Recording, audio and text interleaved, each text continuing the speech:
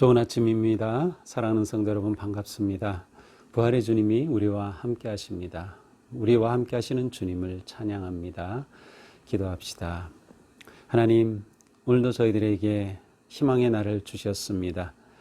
하루하루 주님의 은혜 안에서 저희들의 삶이 평화롭고 또 거룩하고 또 복된 삶 되게 하여 주시옵소서. 예수님 이름으로 기도합니다. 아멘. 네, 오늘 말씀은 누가복음 5장 27절에서 39절입니다.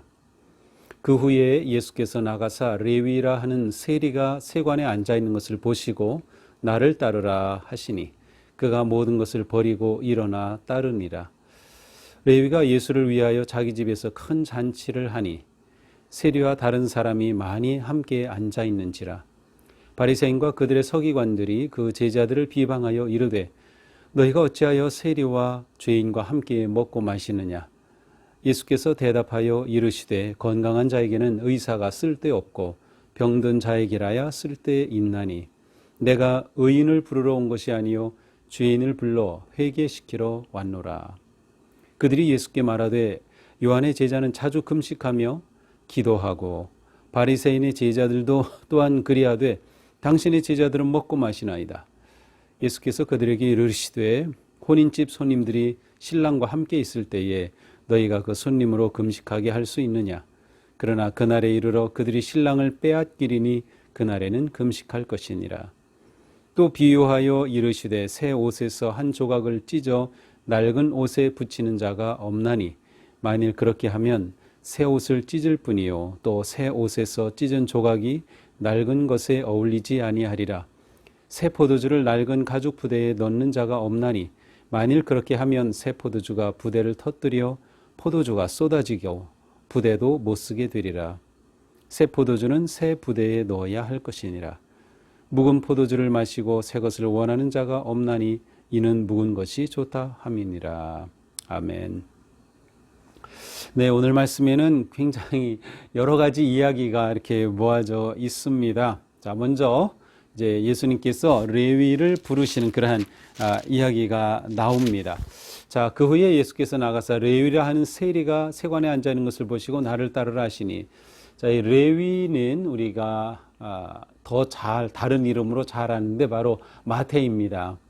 마태복음을 기록한 사람, 네, 그렇게 생각하고 있어요. 그래서 이 레위는 사실 마태인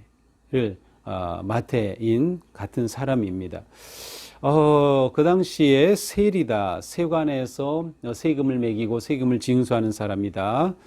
자, 그러기 위해서는 뭐가 필요할까요? 언어가 탁월해야 합니다. 그 당시 로마 시대니까 로마어, 라틴어를 해야 하고요. 또 히브리 사람들에게는 히브리어를 해야 되고, 또 그 당시 문화어였던 그리스어, 히라버를 해야 하고요. 또 유대인들의 생활어였던 아람어도 아마 해야 하지 않았을까요? 적어도 4개의 언어가 능통한 사람, 그러니까 이 세리는 좀 배운 사람으로 이렇게 생각할 수 있습니다. 자, 그에게 나를 따르라고 부르십니다. 자, 그런데 곧장 28절에 그가 모든 것을 버리고 일어나 따르니라. 참 놀라운 사람이죠. 예수님께서 나를 따르라 하셨는데 그가 곧장 아무것도 계산하지 않고 그냥 일어나서 모든 것을 버리고 예수님을 따랐습니다. 예수님께서 레위를 부르실 때에 세관에 앉아 있는 것을 보시고 이렇게 기록되어 있어요. 보시고 아오마이라고 하는 단어인데요. 이것은 그냥 보는 게 아니라 아주 유심히 세심하게 또 사랑의 마음으로 보신다는 뜻이 담겨 있어요. 그러니까 예수님이 레위를 부르실 때 그냥 이렇게 보고가 아니라 그에 대한 사랑과 긍휼의 마음을 가지고, 그리고 레위 마음에 있었던 그러한 진리에 대한 추구와 메시아에 대한 그 갈망을 보셨을 것 같아요. 그래서 이 레위를 제자로 부르셨습니다. 이렇게 모든 것을 버리고 예수님을 따른 레위가 29절 예수님을 위해서 집에서 잔치를 벌였습니다. 자, 예수님을 초대해서 집에서 잔치를 벌이죠. 자기가 예수님의 제자가 되고 예수님을 따르게 된 것이 너무 기뻤던 것 같습니다. 그래서 예수님을 초대해서 잔치를 합니다. 자, 친구들을 초대했을 테니까 세리였던 이 레위의 친구들은 거기가 세리였겠죠. 그래서 세리와 다른 사람들이 많이 모이게 되었습니다. 자, 그런데 바리새인과 서기관들이 그 제자들을 비방하면서, 예수님을 따르는 사람들을 비방하면서 너희가 어찌하여 세리와 죄인과 함께 먹고 마시느냐라고 트집을 잡습니다. 예, 물론 그 당시에 세리에 대한 평판은 아주 안 좋았습니다. 로마에서 너희들 세금을 예를 들어 5% 부과해라. 그렇게 하면 이 세리는 한 6%, 7% 부과하고 그 5%는 로마 정부에 바치고 나머지는 자기가 다 갖는 거예요. 그러니까 이 만약에 재물에 욕심이 많은 그러한 세리라고 하면 더 많이 세금을 부과하겠죠. 그리고 많이 부과한 만큼 그만큼 재물을 쌓을 수 있겠죠. 그래서 이 세리들은 그 사람 민중들로 백성들로부터 아주 지탄을 받는, 죄인 하면 그냥 세리라고 할 정도로 그러한 그 사람들이었어요. 그러니까 너희 예수님과 너희 제자들이 어떻게 그렇게 죄인들하고 식사를 하느냐, 함께 먹느냐 하고 트집을 잡은 거죠. 그런데 예수님이 말씀하십니다. 건강한 자에게는 의사가 쓸데없고 병든 자에게라야 쓸데있나니 내가 의인을 부르러 온 것이 아니요 죄인을 불러 회개시키러 왔노라. 자, 그래 너희가 죄인이라고 세리들을 그렇게 부르지, 나는 죄인을 부르러 왔어. 의사는 환자에게 필요하다. 너희가 죄인이라고 멸시하고 환자, 영적인 환자라고 말하는 저들, 내가 바로 그들을 위해서 왔다. 내가 그들과 함께 있는 게 당연하다. 그렇게 말씀하신 거죠. 또 한 번의 예수님의 사명 선언문입니다. 내가 의인을 부르러 온 것이 아니요 죄인을 불러 회개시키러 왔노라. 예수님께서 오신 것은 구원하러 오신 거죠. 묻 영혼을 구원하러 오신 예수님이셔요. 그래서 예수님은 죄인들을 환대하신 거죠. 죄인들을 맞아주시고 그들의 친구가 되어 주신 겁니다. 이건 참으로 놀라운 일입니다. 의사와 환자에 비교하셨는데요. 의사와 병든 자. 사실 의사와 환자의 관계는 무엇보다 가장 중요한 것은 서로 신뢰하는 관계입니다. 뭐 치료해주고 치료를 받고를 떠나서 온전히 맡기고 신뢰하는 관계예요. 그러니까 예수님께서는 병자들, 곧 죄인들을 그와 같은 친밀한 관계로 부르시러 오셨다는 거예요. 그래서 그들을 회개시켜 구원하러 오셨다라고 말씀하셔요. 그러니까 내가 이 죄인들이라고 부르는 이들과 있는 거 트집 잡을 이유가 없다는 거죠.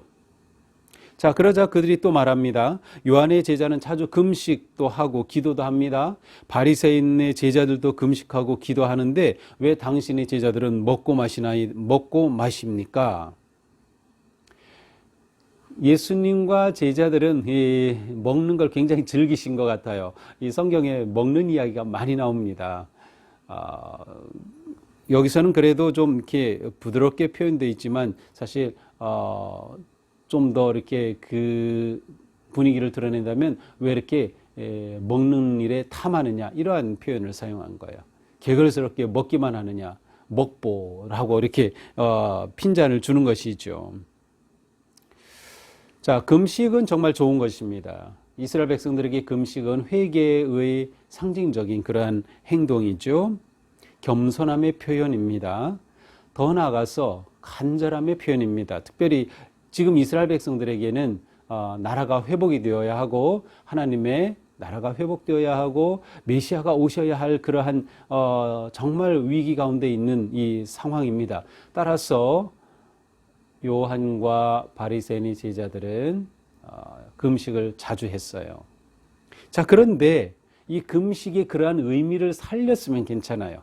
그런 금식은 정말 좋은 거죠. 그런데 이들은 자기들이 금식한다는 게 하나의 훈장이 되었어요. 우리는 금식하는데 왜 당신들은 금식하지 않습니까? 라고 자신들이 금식하는 것이 다른 사람을 비방하는 그러한 근거가 된 거죠. 이건 잘못된 것입니다. 자, 그러자 예수님께서 말씀하시죠. 혼인집 손님들이 신랑과 함께 있을 때 너희가 손님으로 금식하게 할 수 있느냐? 그러나 그날에 이르러 그들이 신랑을 빼앗기리니 그날에는 금식할 것이니라. 자, 정말 혼인집에서 금식하나요? 아무리 이들이 금식하는 사람이라고 해도 이제 혼인집에 가면, 잔치집에 가면 아주 잘 차려진 음식을 먹습니다. 특별히 이스라엘에서는 결혼식의 잔치가 일주일간 계속 지속됩니다. 그러니 그때마다 그곳에서 먹고 마시면서 결혼을 축하하고 즐기는 것이죠. 너희들 그러한 곳에 가서는 그렇게 먹지 않느냐? 바로 그것과 같다. 예수님이 지금 이 땅에 오신 것은 신랑이 오신 것과 같아요. 그래서 잔치가 벌어졌어요. 무슨 잔치인가요? 천국 잔치죠. 예수님으로 인해서 이 땅에 하나님의 나라가 선포되었고 복음이 선포되었고 이 백성들이 얼마나 놀랍고 행복한 소식이에요. 그러니 이 행복한 하나님의 나라의 소식을 그리고 예수님으로 인해서 하나님의 나라가 시작된 이 하나님의 나라를 누리는 잔치를 하는 것은 당연한 것이죠. 그래서 나와 함께 이렇게 먹고 마시는 거 당연한 거다. 예수님의 말씀입니다.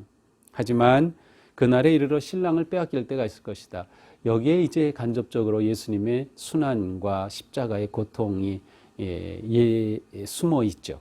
신랑을 빼앗길 날이 올 것이다. 그때는 금식할 것이다. 그렇죠. 주님께서 죽으시고 고난당하신 그때에는 간절함으로 금식할 수밖에 없을 것이다. 이어서 예수님은 또 두 가지의 비유를 말씀하십니다. 이어 비유로 이르시되 새 옷에서 한 조각을 찢어 낡은 옷에 붙이는 자가 없나니 그렇게 하면 새 옷을 찢을 뿐이요 또 새 옷에서 찢은 조각이 낡은 것에 어울리지 아니하리라. 새 옷을 낡은 옷과 함께 할 수 없다는 거죠. 낡은 옷은 옷이 낡아서 아무리 새로운 천을 갖다 대도 이제 헤어지게 마련입니다. 요즘은 천이 좋아서 옷을 입다가 예를 들어 낡으면은 꿰매어 입을 수가 있죠. 물론 요즘은 뭐 옷을 하도 이제 그냥 쉽게 사고 할 수 있으니까 옛날처럼 옷을 꿰매 입지는 않아요. 저도 어릴 때는 양말도 빵꾸 나면 다 이렇게 전구에다 껴가지고 꼬매서 계속 신고 제가 직접 꼬매기도 했어요. 양말도 꼬매고 옷도 헤어지면 꼬매기 이렇게 해서 했지만 요즘 그렇게 하지 않죠. 근데 이 옛날 예수님 시대의 이 천은 아주 그 품질이 지금과 비교도 안 되겠죠. 그러니 낡은 천과 낡은 옷과 새 천으로 함께 있을 수는 없어요. 그러니까 새 옷과 낡은 옷은 함께 할 수 없다. 또 같은 비슷한 모습으로 37절에 말씀하십니다. 새 포도주를 낡은 가죽 부대에 넣는 자가 없다. 그렇게 하면 새 포도주가 부대를 터뜨려 포도주가 쏟아지고 부대도 못 쓰게 될 것이다. 새 포도주는 새 부대에 넣어야 한다. 묵은 포도주를 마시고 새 것을 원하는 자가 없나니 이는 묵은 것이 좋다 함이니라. 자, 포도주는 이제 그 당시에 그 포도주를 어디에 두냐면 동물을 잡으면 그 동물의 그 가죽을 통째로 사용을 합니다. 그래서 그것을 가죽 부대라고 하죠. 그러니까 다리 있는데 맞고 꼬리 있는데 다 맞고 해서 한 부대가 만들어지면 그 안에 이제 포도주를 넣어서 발효시키게 되죠. 그런데 새로운 포도주를 낡은 가죽 부대에 넣으면 그 가죽이 점점 굳어지고 이제 탄력이 없어지면서 새 포도주는 점점 발효하게 되는데 결국 포도주 부대가 터지게 됩니다. 사실 그 치즈라든지 이러한 것은 자연스럽게 발견하게 된 건데요. 이 양의 젖 같은 것을 옛날에 그 고대에 이러한 그 가죽 부대에 넣어서 넣고 다니다 보니까 이렇게 치대니까 거기에서 이 우유가 엉키면서 치즈 같은 것들이 나오기 시작해요. 그래서 그 이스라엘 백성들이 출애굽했을 때 먹을 거 없다고 불평하면서 치즈 얘기를 해요. 그러니까 이 치즈는 동물을 사람들이 키우기 시작할 때 이미 자연스럽게 만들었던 것임을 알 수 있어요. 그러니까 이 가죽 부대가 바로 이제 그러한 것이죠. 자, 새 포도주는 새 부대에 넣어야 한다. 자, 낡은 옷과 새 옷이 함께 있을 수 없듯이 새 포도주와 낡은 가죽 부대는 함께 있을 수 없다. 새 포도주는 새 부대에 넣어야 한다라고 말씀하십니다. 자, 여기에서는 새 것과 낡은 것이 대조적으로 나옵니다. 새 것은 무엇일까요? 바로 예수님께서 복음을 선포하시는 그 복음입니다. 새 것이죠. 완전히 새로운 하나님의 나라의 시대가 열린 것입니다. 죄인이 구원받는 시대가 열린 것이에요. 하나님께서 영혼을 구원하시고 하나님의 나라를 회복하여 주시는 시대가 열린 거죠. 그래서 새로운 가치관, 새로운 삶의 방식, 새로운 목표, 새로운 사명, 바로 예수 그리스도 복음의 새 시대가 시작이 되었습니다. 낡은 것은 무엇인가요? 그것은 지금 계속해서 바리새인 그 서기관들이 예수님을 비난하고 트집잡고 하는데 그들의 모습이죠. 그것은 낡은 율법주의, 낡은 전통입니다. 물론 율법과 전통이 나쁜 것이 아니고요. 그것은 정말 중요하고 좋은 것입니다. 그런데 이것이 율법주의가 되어버리면 안 돼요. 전통주의가 되어버리면 안 돼요. 원래는 사람을 위해서 사람을 살리고 하나님께로 나아가기 위해 생명의 율법과 생명의 전통이었던 것이 이제는 그 생명력을 다 잃어버린 거죠. 그 속에는 자비가 없어요. 죄인들을 정죄하기나 하고 예수님을 트집잡기나 하지 그 속에 자비와 긍휼함이 없는 거죠. 바로 낡은 것입니다. 그러니 예수님의 이 새 포도주는 새 부대에 새로운 가치관, 새로운 삶 속에 세워져야 한다라는 것입니다. 그러니까 이 옛 것을 그대로 붙잡고 있으면서는 예수님의 복음을 받아들일 수 없다. 마치 세리가 그렇죠. 그가 세관에 그대로 앉아 있으면서 예수님을 따를 수는 없었어요. 새 포도주를 위해서 그는 새로운 삶의 틀을 선택해야 했던 것처럼 새 포도주는 새 부대에 넣어야 할 것이다. 그러니까 우리는 옛 것에 얽매이면 안 된다는 거죠. 옛 것에 얽매이면 안 된다.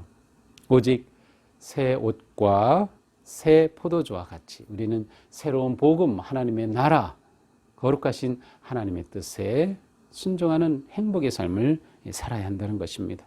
자, 오늘 말씀은 여러 가지 이야기가 이렇게 함께 나오고 있는데요. 먼저 레위의 모습을 보면서 우리는 제자의 모습을 이렇게 그려볼 수 있어요. 자, 레위는 예수님께서 나를 따르라고 했을 때 예수님을 따랐어요. 따르기 위해서는 버려야 했죠. 모든 것을 버려두고. 자, 버린 후에 어떻게 했습니까? 예수님과 친구들을 초대했어요. 그래서 함께 식사를 하였죠. 자, 이것이 제자의 모습이에요. 제자는 예수님의 부르심 앞에 따르는데 어떻게 따르는가? 옛것은 버리는 것입니다. 예전의 사고방식, 삶의 스타일, 죄에 물들었던 세상적인 것들은 버리는 것이에요. 그리고 새로운 삶에 초대하는 것입니다. 예수님이 주인이 되시고 또한 친구들을 이 새로운 소식에 초대하여 알려주는 거죠. 예수님을 만나게 해주는 거죠. 그리고 그 안에서 먹고 마시는 것 같은 진정한 행복한 공동체를 이루는 것이에요. 가족을 이루는 거죠. 교회가 이래야 하는 거예요. 교회가 이와 같은 모습이 되어야 된다. 교회는 죄인을 환대해야 합니다. 우리는 이 세상을 향해서 정죄하는 것이 아니라 환대해야 돼요. 누구든지 다 맞이하고 환대하고 그들이 치유되고 회복되도록 생명의 공동체를 이루는 것이 교회의 참된 모습입니다. 이 코로나로 어려운 이때에 정말 지치고 힘들고 두려워하는 영혼들이 우리 교회가 정말로 희망을 줄 수 있어야 돼요. 치유하고 힘을 주고 회복할 수 있어야 돼요. 그래서 우리는 진정한 친구로 다가설 수 있어야 하죠. 자, 또한 새 포도주 새 부대를 보면서 내 삶은 어떠한 것인가? 이 새로운 복음을 받은 내가 옛 것에 얽매여 있는 것은 아닌지, 옛 틀에 얽매여 있는 것은 아닌지, 우리는 새 틀, 프레임을 새 생명을 담는 삶의 틀로 삼을 수 있어야 우리의 삶의 진정한 기쁨, 또 새 나라의 즐거움과 행복을 누릴 수가 있을 것입니다. 오늘 하루도 주님 은혜 안에서 복된 하루가 되기를 바랍니다. 오늘 금식이라는 단어가 마침 나왔는데요. 이제 내일 금요일에는 우리 모든 그 성도님들이 자녀를 위한 금식일로 하루를 지키기로 했습니다. 그래서 한 끼 금식하셔도 좋고 두 끼도 좋고 뭐 하루 종일 금식하셔도 좋고 금식하면 건강상 안 좋으신 분은 괜찮습니다. 예, 금식 안 하셔도 괜찮지만 마음으로 금식하는 그러한 마음을 가지면서 정말 하나님으로 의지하고 하나님께 맡기면서 자녀를 위한 다음 세대를 위한 금식일에 또한 동참해 주시기 바랍니다. 기도하겠습니다. 주님, 오늘도 저희들에게 말씀을 주셔서 또 이 말씀으로 하루를 살게 하시니 감사합니다. 저희들은 예수님으로 말미암아 새 하나님의 그 나라, 복음의 세계, 생명과 기쁨의 잔치의 삶을 살게 되었음을 감사드립니다. 우리가 이 새 나라를 살아가는 삶에서 낡은 것에 얽매이지 않도록 과감하게 버릴 수 있고 벗어날 수 있고 또 넘어설 수 있도록 우리의 마음과 생각을 다스려 주시옵소서. 예수님 이름으로 기도합니다. 아멘. 네, 오늘도 주님 은혜로 승리하기를 축복합니다. 사랑합니다.